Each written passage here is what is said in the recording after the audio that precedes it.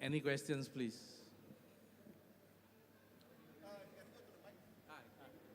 Go to the mic, yes.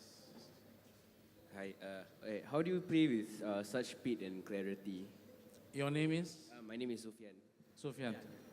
So, hi, Sufyan. Speed clarity, right? Okay, clarity is tonal adjustment, but when it comes to speed and accuracy, that comes with the practice. And it's usually boring because you have to practice slow, which is a must. You got to slow it down before you can like really rev it up to full speed.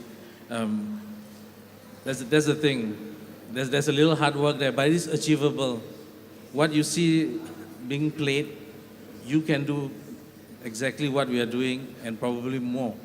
As music is, the revolution is evolution is going on and is expanding like technology. You will probably be ahead and far advanced than us when the time comes. It's not impossible. Practice. Yeah, I would like to go further into that. As a child, when I was growing up, it's frustrating because there's no YouTube. Yeah, we only have VHS tape where we buy, and hopefully to learn something from that. Going back to the question, I used to teach a lot of young kids. It's hard to tell them how to get the right speed or to play clearly. A few years back, I was just experimenting with, when kids, they learn, right? They learn something new. It's always about visuals. And visuals is the key to actually understand. As a musician, we always fiddle around. When we rehearse, it's always about, sometimes we rehearse for like 5 minutes, or we practice a certain scale for 5 minutes, and we go into something else. The most important thing or the key factor to getting right with your speed, to me, or shall I say, I've done this experiment on young kids. It's all about the visuals. If the reason why we are supposed to practice slow, right, is to understand the movement and like you're supposed to go down on this one and this one and this one, right? So once your brain actually can see or visual that thing without you actually seeing what you're doing, and then it will cut at least about 30% of the muscle memory is so important. So that's the only reason why we are always advised to play slowly. But the other part that is always missed out is the visualization of the slow things that you're supposed to do. Maybe you can give it a try. Okay? These are the things that we're going to share in the camp. Yeah, maybe I should just chip in a little bit. I'm not the best person to. I'm not the best person to talk about speed. Yes, you are. And techniques. I mean, look at them. No, I mean, when I look back, from my old recordings when I was like a 17, 18-year-old kid, listen back to the recording, and I was like, man, I was fast. I was like lightning fast. But today, I just cannot keep up. It's just like 50% is just gone. But I think what I can say, right, sometimes when it comes to practice, physical movement, it's just one side of things. There's another training that you might want to consider. It's the mental training. It's like, you sit down there without your instrument. Say you work out a certain legs. You're supposed to go like that, like that, like that, like that, like that, right? And yeah, you can do it on a guitar. You can go like, okay, because it's all patterns and shapes, right? You go like this and like this. But can you actually do it when you close your eyes and without your instrument? You just sit there and then you just imagine that phrase that you want to play. And then suddenly you realize that, okay, it's quite slow. Because when you do it on a guitar, you can do it quite fast. But then without a guitar, and then you try to imagine it. But don't cheat yourself.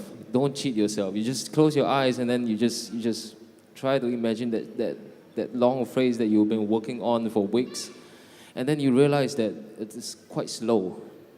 in your brain, and then you try to train that. You close your eyes and then you just keep thinking, okay, maybe you forgot certain positions. Okay, you take your guitar back, and then you put your fingers on that again, and then you just try and just do it again. Okay, then you take your guitar off, and you close your eyes, and then you just keep repeat this pattern in your brain, and then you just practice. And once you've done enough of that, I think it will show quite a lot of improvement. I don't know, it works for me. Because most of the time I practice inside my head rather than just with this. That's what I do.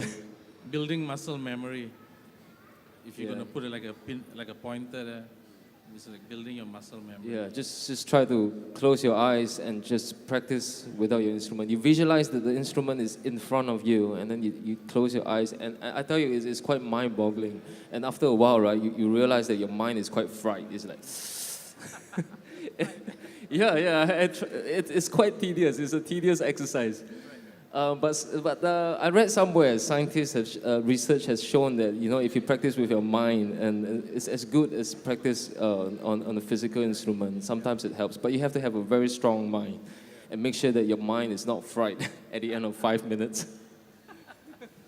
One thing, true to that point is, I often get scolded by my wife because I'm like, even without the guitar, I'm anywhere, and then my fingers are just moving suddenly, and she says, "Stop playing."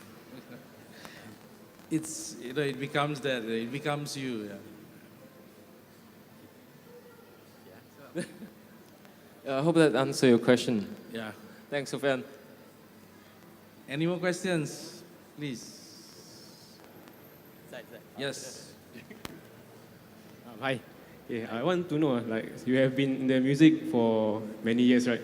How do you keep motivating yourself to continue and to innovate things, stuff? Very good question.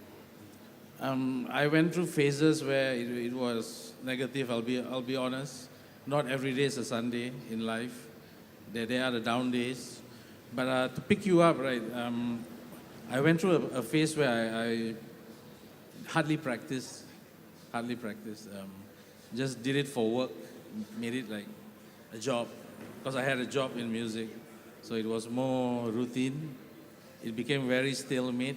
What I did was I started learning things that I never knew how to play, no matter what genre, irregardless of how simple or difficult.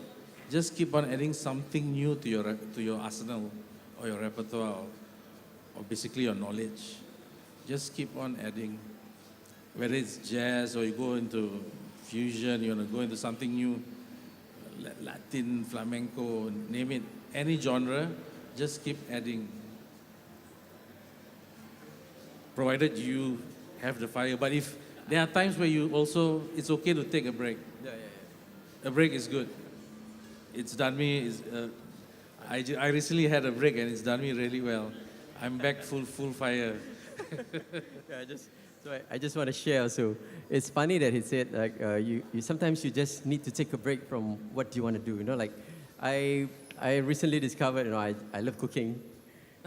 It's just something that you just get away, and then when you come back, you feel so refreshed. It's like you're taking a holiday, and you will be amazed by what it can do for your music. You have to try it out. So find something to do. So at the same time, go back. Yeah, correct. Recharge. Yeah. What do you think, Simon? Pretty much the masters have said it already. But well, I personally think I think it is very important to have a balance between your commercial work and your artistic work. I think it is very, very important. So at night you will be playing the cover songs, and it might come, sometimes you have to play a Sweet Child of Mine like 6 nights a week. Yeah, we've done that. For years. Right. For years. And there are many songs, like the first song we just did. Yeah, the song by Ed Sheeran. And because you don't want to find yourself, going to work, and you repeat the same thing every night. It's like, hi, okay, plug in, okay, play, and then you go home. And you get jaded, and it's true. So on the sideline, you want to do something else. You can do cooking, you can play football. I like playing football. So what I do is I write my own music. So I know that while you're doing your commercial work, which is playing the cover songs, you earn the money to feed in to your artistic work. Because you need money to produce, to hire session players, to record, you know.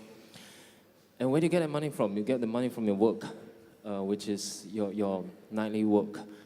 And so I think if you have a good balance between the commercial work and the artistic work, you will stay strong in your mind. Again, the mind. Yeah, the whole thing is about the mind. You strike a balance. You don't get jaded with music. I think that's the last thing you want to do is to get jaded picking up your instrument. When you pick up an instrument, you want to feel happy doing it. And one way to do it is you try to be creative and write your own songs and come up with some new ideas that you have never done before. And you had a balance. I think so, yeah. Strike a balance, I think is important. Amen to that. And yet again, we are going to sabo the rhythm section. And if you guys have any more questions, or maybe you were a bit shy to come up to the mic, we'll be heading to that table over there, 3 of us, and you can just approach us one-on-one, or any of us, no problem. Fire away your questions. That will be later. I think you guys got to play more, right? You got to play more, right? I'm just waiting, man. Okay, I think these are the 3 awesome guitarists that I'm honored to have them for my camp this year. This is my 7th edition camp. For the past 6 camps, I've been doing outside Singapore. So this is the first time I'm going to do in Singapore in December. And I have the privilege of having them in my camp. So I can't ask for more. Brilliant musos to be in my camp. And I'm hoping to have some newbies, some beginners, or even professional who wants to come and share with us. Talk to us. We'll be there. I guess it's a 4 days, 3 nights camp. It's going to happen on the 16th of December to 19th at the Republic Yacht Club in Singapore, in West Coast. The fee is $580, 4 days, 3 nights, 4 meals a day, twin sharing. Is that expensive? Expensive? Okay, yeah? Okay.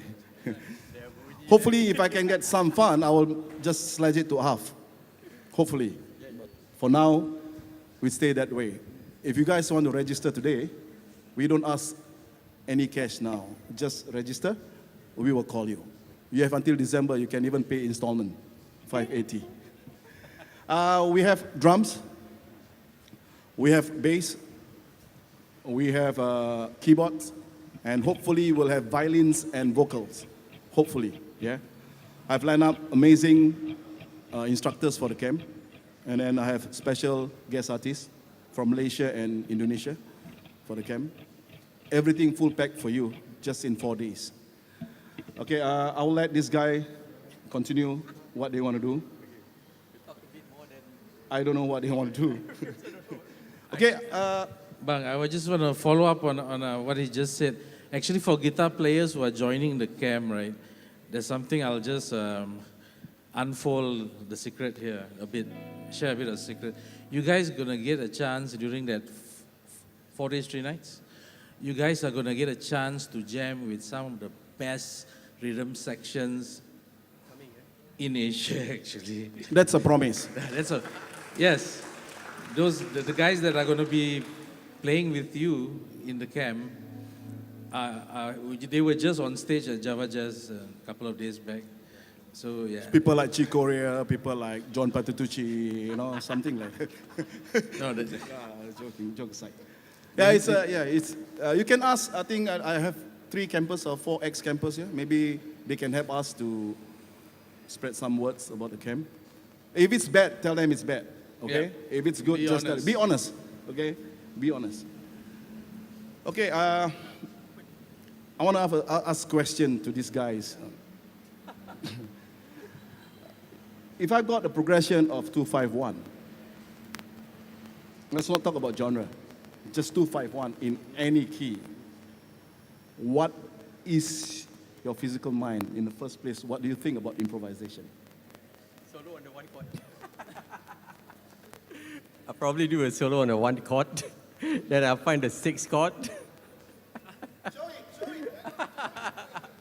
Okay. Oh, sorry. So if it's like a, if it's in a C, right? My natural instinct will always go to the 1 chord and the 6 chord. If it's a good day and I can remember, I will go to the 2nd chord, which is the Dorian mode lah. So, what are your guys? What do you think? The first thought. Yeah. So basically, if it's a C lah, he was asking the 251, right? Yeah. What would be your first instinct? What would be your natural instinct? I don't know.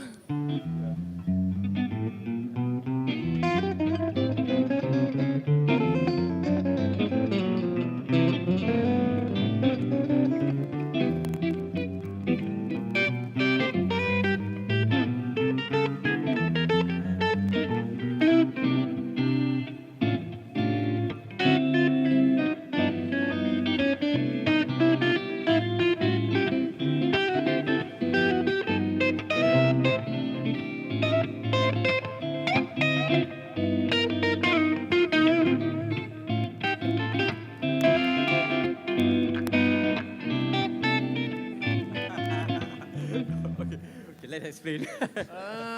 I hope that helped answer his question.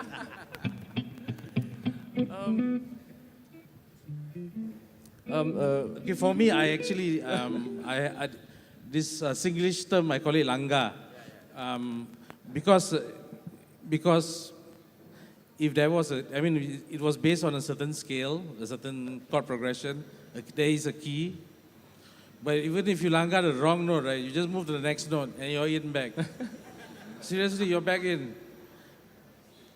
In the intervals of the 12.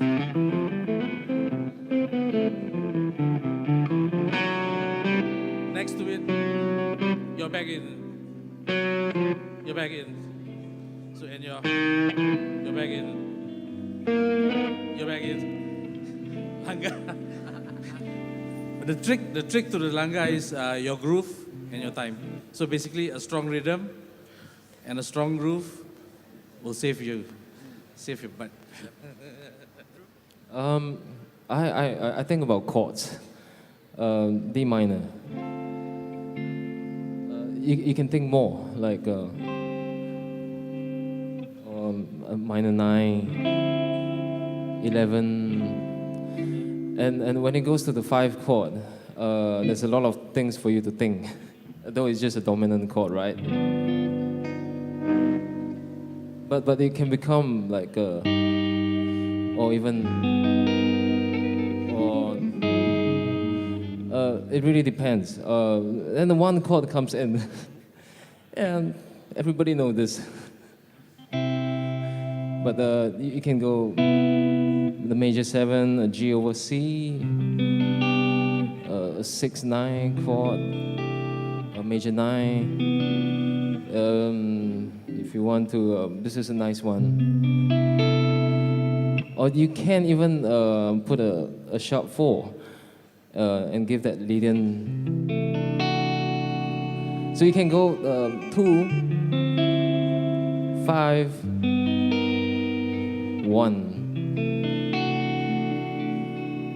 And then whoever is soloing on it needs to put that sharp 4.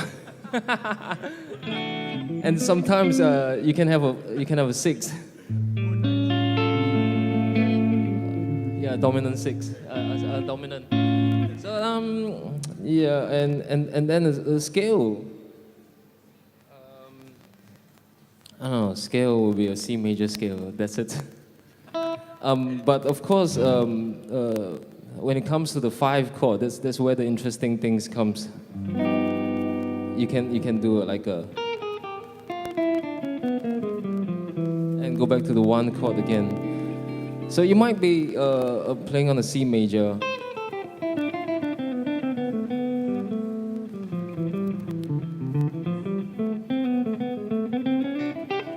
Sorry, I put some chromatics inside just just for tension.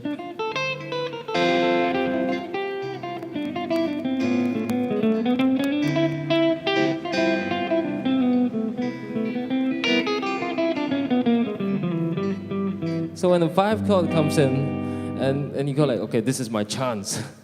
Now you go like, what was I doing? You can do a lot of things there.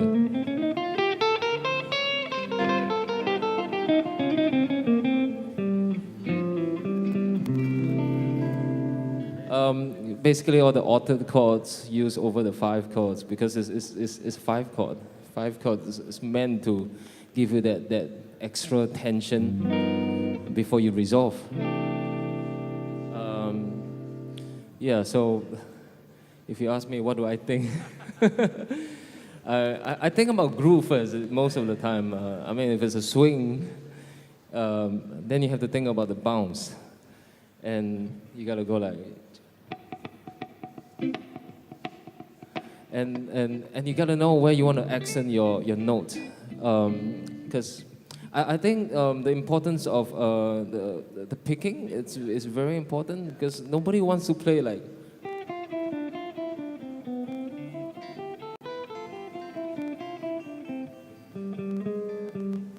So you want to have certain accents on certain notes like. Sorry, still sleeping.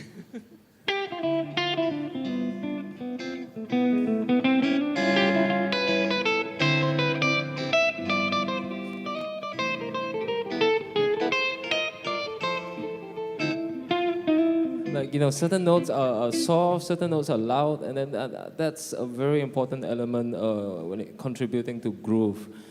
To have that certain accent on. A lot of my students, they ask me, why, like you're playing the same line and I'm playing the same line as you're playing, but how come we sound different? So when I asked him you play yours, and there was no dynamics, and what is the thing that makes his playing no dynamics is because all the notes sounds the same, like there's no accent here or there, like everything is quite. So you want to have a good. You want to have a good rhythm and touch.